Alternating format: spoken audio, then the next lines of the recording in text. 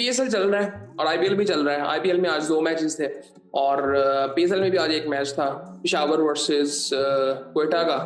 और पिशावर ये मैच हार चुका है, बिल्कुल वन साइडेड गेम था। आई थिंक पहले इनिंग के बाद ऐसे लगा कि यार काफी हद तक पिशावर ने खींच लिया मैच अपनी तरफ, बट आई थिंक जिस तरह से उन्होंने बैटिंग की है, बैटिंग इनका कॉम्बिनेशन नहीं आई थिंक ठीक हो रहा अभी।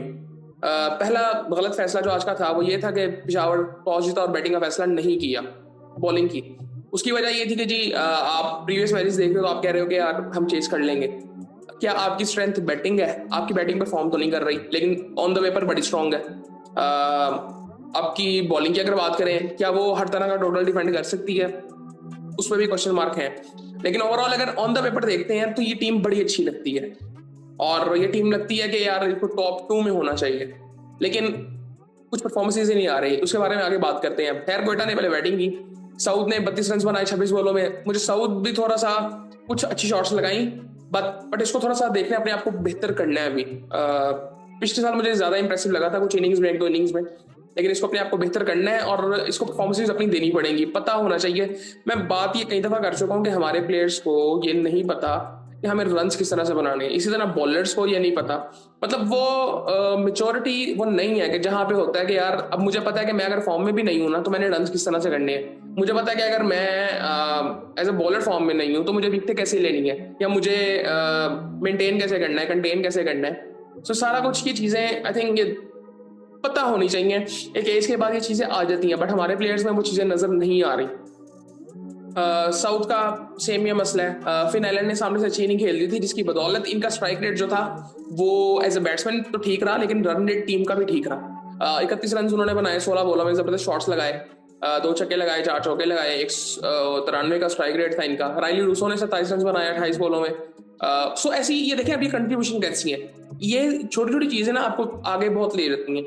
उसके बाद कुशल मेंडिस ने 32 रन बनाए 27 बॉलों में, 5 चौके उसने भी लगाए। मार्क चैपमैन ने 33 रन बनाए 26 बॉलों में, 10 एक्स्ट्रा थे, 178 रन तक ये पहुंच गए। एक टाइम पे ऐसे लग रहा था ये 200 क्रॉस करेंगे, बट ऐसा हुआ नहीं। बट ये भी टोटल हमने देखा कि बहुत अच्छा था जिस तरह की इनकी बॉलिंग है। अब इनकी फॉलो फिगर्स की अगर बात करें तो इनकी पहली विकेट 46 पे गिरती है, दूसरी 91 पे गिरती है, तीसरी 105 पे गिरती है और चौथी 144 पे गिरती है, पांचवी 164 पे गिरती है, छठी 173 पे गिरती है और सातवीं भी 173 पे गिर जाती है। अब यहाँ पे ना कुछ चीजें देखने वाली है। जिस तरह आप लुक वुड को देखें, 4 ओवरों में 35 रन 1 आउट। अल्जारी जोसेफ 4 ओवरों में 33 रन 3 आउट। अल्जारी जोसेफ की रेगुलर परफॉर्मेंसेज आ रही हैं, बट क्या आपने बॉलिंग में अपने सारे सब ट्राई कर लिए हैं? क्या कॉम्बिनेशन आपको बॉलिंग में मिला है? पता नहीं। अब नहीं राणा आई थिंक कल वो भी पहुंच गया है, अब वो खेलेगा तो किसकी जगह पे खेलेगा? अब आपके पास इतना टाइम है। सुफियान यार बहुत रॉ है अभी। मेरे ख्याल से आज का मैच आपके लिए इंपॉर्टेंट था और आपको जीतना चाहिए था और आपको आरिफ याकूब को ही खिलाना चाहिए था मेरे ख्याल से। तो अब ये नहीं कि उसने बॉलिंग बहुत ही बुरी की है, वो फील्डिंग में भी उस तरह से कुछ नजर नहीं आता। सो आई थिंक अभी काफी चीजें इनका कॉम्बिनेशन को इतना खास बना नहीं हुआ। साइम ने अच्छी बॉलिंग की, 24 रन दिए, 4 ओवरों में 2 आउट किए। सो आई थिंक इनको अभी थोड़ा सा देखना है कि इनके पास छठा बॉलर नहीं है। इन्होंने पूरे 5 बॉलर्स इस्तेमाल किए हैं। सो आई थिंक T20 में 6-7 बॉलर आपके पास होने चाहिए। सो वो चीज हमें यहाँ पे नजर आ नहीं रही। जल्मी बैटिंग के लिए आता है। साइम पहला शॉट मारता है, बहुत अच्छा लगता है कि यार शायद आज रन्स करेगा लंबे, बट आउट हो जाता है वो। और अब वो बॉल भी अच्छा था, अब मैं इस पर कुछ कह नहीं सकता कि, लेकिन मेरे ख्याल से मैं सिंपली एक चीज चाहता हूँ, सिर्फ टैलेंट भी आप इतना लंबा चांस नहीं दे सकते।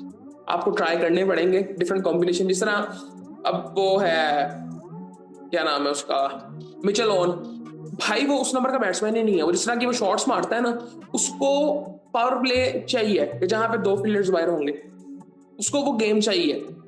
जिस दिन वो क्लिक करेगा तो आपका पावर प्ले में 80-90 रन हो सकते हैं। ये हम लोग नहीं सोचते इस तरह से। वो एक डिफेंसिव माइंडसेट है, हमें चीजें थोड़ी सी देखनी, लेकिन उसके लिए बड़ी चीजें आपको करनी पड़ेंगी। शायद बाबर आजम को नहीं जाना पड़ेगा, शायद हमें साइम अयूब को बिठाना पड़ेगा, बहुत सी चीजें करनी पड़ सकती हैं हमें, लेकिन हम उस तरह से भी सोच नहीं रहे। खैर, साइम आउट हुआ, बाबर ने भी 2 शॉट्स अच्छी लगाई बड़ी जबरदस्त, लेकिन जिस तरह से आउट हुआ यार, इट्स नॉट कंपल्सरी कि आप कैप्टन हो तो आपने रिव्यूज आया करना है। ये आई थिंक ये चीजें देखनी चाहिए। कई दफा ये टीम को ना फायदा भी देती हैं और नुकसान भी बहुत ज्यादा देती हैं। आप कैप्टन हो तो इसका मतलब ये नहीं कि मतलब आपको अगर लग रहा है कि सीधा सीधा आउट है तो फिर आउट होगा, ठीक है, चांस ले सकते थे, बट आई थिंक थोड़ा सा देखना चाहिए, ये पहली दफा नहीं है। सो आई थिंक बाबर को थोड़ा सा ये देखना है। बाकी वो आज लग तो अच्छा रहा था कि स्कोर करेगा, बट आई थिंक उसको, मैं एक चीज कहता हूँ कि हमारे अंदर ना एटीट्यूड की कमी है। हम खेलते एटीट्यूड से नहीं है। वो ये जो हम मुझे एक बड़ी चीज ये अजीब लगती है कि जो हम हॉस्पिटैलिटी बेच रहे होते हैं ना, ये कि जी हम बहुत अच्छे हैं, हम मेहमान नवाज बहुत अच्छे हैं, और यहाँ पे भी हम बहुत अच्छे से बात करते हैं सारा कुछ। आपको परफॉर्म करना है सिर्फ। आपका जो प्रोफेशन है, प्रोफेशनली अगर आप कोई भी काम करो तो आपको अपना प्रोफेशन प्रूव करना है कि आप उसमें अच्छे हो, ना कि जी मैं बहुत अच्छा बात करता हूँ, ये वो फलाना, ये इस तरह की चीजें नहीं है। सो आई थिंक ये हमारे प्लेयर्स में एटीट्यूड की कमी नजर आती है। स्किल लेवल भी वो शायद उस तरह से नहीं है, बट आई थिंक ये थोड़ा सा ये होना चाहिए, हिम्मत जुर्रत नजर आनी चाहिए कि यार सामने वाला आपको खा जाएगा। बहुत कम, रेयरली होता है। आमिर में थोड़ा बहुत आज नजर आ रहा था, बट वो पैशन, वो अग्रेशन नजर ही नहीं आता हमारे प्लेयर्स में। आरिस 17 रन बनाए, उसने जिस तरह से स्टार्ट किया था ना, पहली बॉल में आते ही छक्का। इसको लंबी नहीं खेलनी चाहिए थी। खैर, हुसैन दौलत ने 39 रन बनाए 34 बॉलों में। अब्दुल समद 2 रन बना के आउट हुए। मिचेल ओवन जो है, पता नहीं ओवन कहते हैं इनको, ऑन कहते हैं। खैर अब मैं वही बात कर रहा था कि अभी जिस शॉट्स खेल रहा था ना भाई, ये मोस्टली इसने बैटिंग की हुई है पावर प्ले में। और आई थिंक ये थोड़ा सा इनको ना सीरियसली देखना पड़ेगा कि इनको अपना कॉम्बिनेशन क्या करना है, क्योंकि अब अगर ये एक मैच एक और हार गए अब अगला, तो इनका टूर्नामेंट ओवर हो सकता है। मेरे ख्याल से मुल्तान सुल्तान सब बहुत मुश्किल है, बहुत मुश्किल है कि वो ऊपर जाए। इनके लिए भी अब इनको सीरियसली थोड़ा सा देखना पड़ेगा। खैर अजारी जोसेफ वो भी पहली बॉल पे आउट हो गए थे, और लुकवुड ने एक शॉट लगाई थी। खैर 114 पे टीम ऑल आउट हो गई थी। उसके बाद आमिर ने 3 ओवरों में 18 रन दिए, और फहीम अशरफ ने 5 आउट किए हैं। फहीम अशरफ ने आज 5 आउट किए हैं 3.2 ओवर्स में 33 रन देके। और खुरम शहजाद ने 3 ओवरों में 9 रन देके 2 आउट किए हैं। खुरम शहजाद ने बड़ी जबरदस्त बॉलिंग की, बहुत जबरदस्त बॉलिंग की। मैं फिर दोबारा ये कहूंगा कि जो हम कहते हैं ना कि जी जो रेड बॉल के बॉलर हैं वो वाइड बॉल से कुछ कर ही नहीं सकते, ये बिल्कुल फजूल सी बात है। आप ये आज देख लें आज। सो खैर ये चीजें प्रूवन है यार, ये जो बंदा रेड बॉल से बॉल कर सकता है वो वाइड बॉल से भी बॉल कर सकता है। सो आई थिंक ये चीजें थोड़ी सी देखनी चाहिए हमें। और मोहम्मद वसीम अच्छी बॉलिंग कर रहे थे, 3 ओवरों में 21 रन से एक आउट किया। अबरान ने 3 ओवरों में 30 रन से एक आउट किया। सो ओवरऑल अब हमें बॉलिंग में मैं शुक्र कर रहा हूँ, कुछ ना कुछ हमें नजर आ रहा है, बट अब इसको देखे ना हमें फैसले भी अच्छे करने हैं। जिस तरह मैं फिर बात कर चुका हूँ कि हमें 2-3 टीमें बनानी पड़ेंगी T20 की, उसके अलावा सोल्यूशन नहीं है। ये कभी भी नहीं आपका इस तरह, आप ना हमेशा लड़ते रहेंगे, मीडिया का प्रेशर रहेगा, लोगों का प्रेशर रहेगा कि वो नहीं खेल रहा, वो नहीं खेल रहा। आपको 2 से 3 टीमें बनानी पड़ेंगी, और आप बना सकते हैं T20 की। इवन वनडे की भी आप कम से कम 2 टीमें बनाएं और उनके टूर्स करवाएं मैक्सिमम। ये एक शॉर्ट टर्म में एक ये तरीका है कि जहां पे आप अपने टैलेंट को ग्रूम कर सकते हैं। अदरवाइज आपको डोमेस्टिक को बहुत बेहतर करना है, हमें सीरियसली बहुत सोचना पड़ेगा डोमेस्टिक के बारे में। और मैं एक और बात कर रहा था कि हमें अगले साल के लिए सोचना पड़ेगा। पहले तो मुझे अभी तक ये समझ नहीं आई, हम रॉ टैलेंट की तो बात कर रहे हैं, लेकिन हमें एक चीज और देखनी है। मुझे लगता है कि हमें ना एक चीज नुकसान दे रही है। जिस तरह अगर मैं टीमों को इस दफा कॉम्पिटिशन देखूं ना, मुझे लगता है कि कई ऐसे इंटरनेशनल प्लेयर्स भी बाहर बैठे हैं। अगर आपने कहना है कि जी इंटरनेशनल प्लेयर का कॉम्बिनेशन होना चाहिए हमारी टीमों के साथ, तो आपको मेरे ख्याल से कम 5 प्लेयर्स खिलाने चाहिए। ठीक है, 6 प्लेयर्स आपके लोकल हो, 5 प्लेयर्स आप बाहर से खिला सकते हो। अभी आप 4 खिला सकते हो।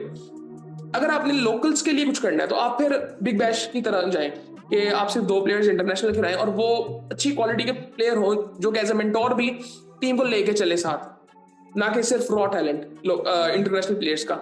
वो चीजें भी आप ट्राई कर सकते हो। अब मुझे नहीं पता हम सोच किस तरह से रहे हैं, आगे किस तरह से टीमें देख रहे हैं।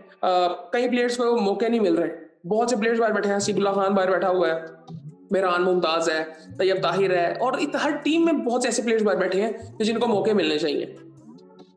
सो आई थिंक वो कॉम्बिनेशन जो है ना वो भी टीमों को मिल नहीं रहा। पिशावर ज़ल्मी उसमें से एक है, मुल्तान सुल्तान से एक है उसमें से। ये 2 टॉप की टीमें थी, इनको टॉप 2-3 में होना चाहिए था लाजमी। अब इससे आप मिसाल उसकी ले लें, लाहौर की और इस्लामाबाद की ले लें। उनके पास चॉइसेस इतनी ज्यादा नहीं है, बट उन्होंने जो कॉम्बिनेशन बनाया वो उनके लिए काम कर गया है, और वो सारे फॉर्म में है। सो यहाँ पे हमें ये पिशावर को भी ये चीज देखनी चाहिए, मुल्तान को भी देखनी चाहिए। और इस्लामाबाद आई थिंक सबसे बेहतर ये चीज करता है, कोई इतनी वो एक्स्ट्रा चीजें नहीं करते।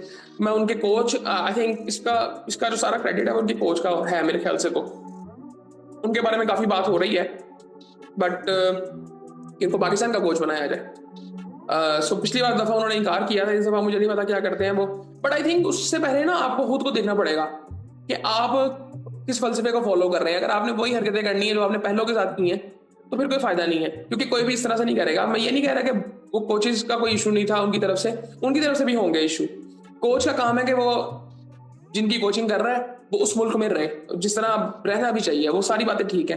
बट आपको कुछ देखना पड़ेगा चीजें, आपके अपनी क्रिकेट को किस तरह लेके जाना है, आपको फिर सुननी भी पड़ेगी किसी की। ये नहीं कि वो एक बंदा डिसाइड कर दिया आपने लोकल और गोरा आके आपके नीचे काम करे। ये सिंपली ऐसी चीजें नहीं हो सकती। अब माइक हैसन जो है वो आई थिंक मुझे तो बड़ा वो बेहतर लगता है कोच।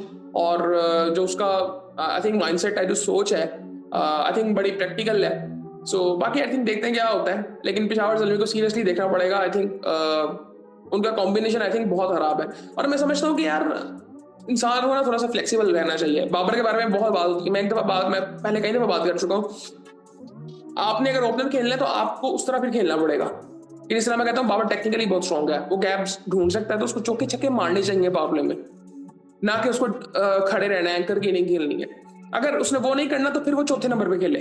मैं उसको हमेशा ये कहता हूँ चौथे नंबर पे खेले। आजकल जो क्रिकेट हो रही है, हम कहते हैं कि पहले कहा जाता था कि आपका सबसे बेस्ट बैट्समैन तीसरे नंबर पे खेलेगा। मैं समझता हूँ आज चौथे नंबर पे खेलना चाहिए। टॉप 3 बैट्समैन वाइड बॉल में मेरे ख्याल से वो ऐसे होने चाहिए कि जो कि सामने वाले को तोड़ दें। पावर प्ले को आपने एग्जीक्यूट करना है ठीक तरीके से।